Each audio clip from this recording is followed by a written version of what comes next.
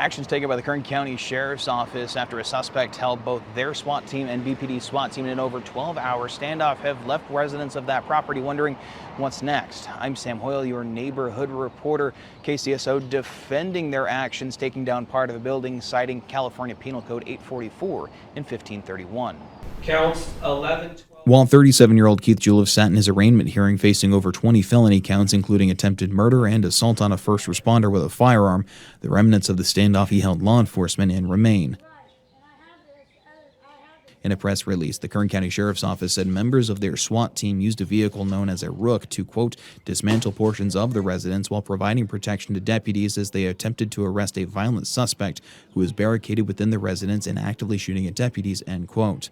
According to the website for Ring Power Corporation, a heavy machinery dealer that produces the Rook, it says, quote, the Rook is a tactical vehicle custom designed and fabricated by Ring Power Corporation from a CAT chassis, end quote, with KCSO saying it can be used for a variety of use cases like, quote, tactical approaches, strategic maneuverability within inner perimeters, and rescue or evacuation of community members as well as deputies, end quote.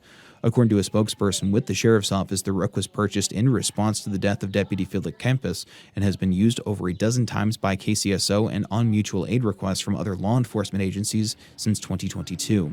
Back to the incident at hand, in the release from KCSO, they reference Penal Code 844, which gives law enforcement the right to enter a home by force if they believe the person who committed a felony is in there and they've notified the people in the home why they're there, and Penal Code 1531, which references warrants saying, quote, the officer may break open any outer or inner door or window of a house or any part of a house or anything therein to execute the warrant if, after notice of his authority and purpose, he is refused admittance, end quote. Thursday afternoon, we went to the residence that was involved in the incident. We met two people who say they rent the front house on the property that was also deemed uninhabitable by the county as a result of the incident.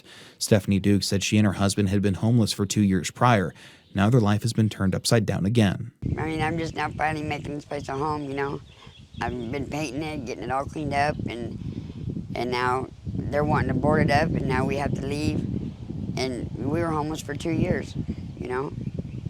Finally we had something, you know, and I don't know what we're going to do now. Elizabeth Azello said she just got out of the hospital, and now she's not sure what she's going to do. I had just got out of the hospital like maybe a week before. So it's a lot.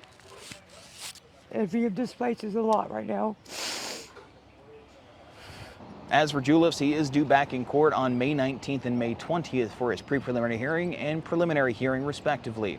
At Kern County Superior Court, I'm Sam Hoyle, your neighborhood reporter.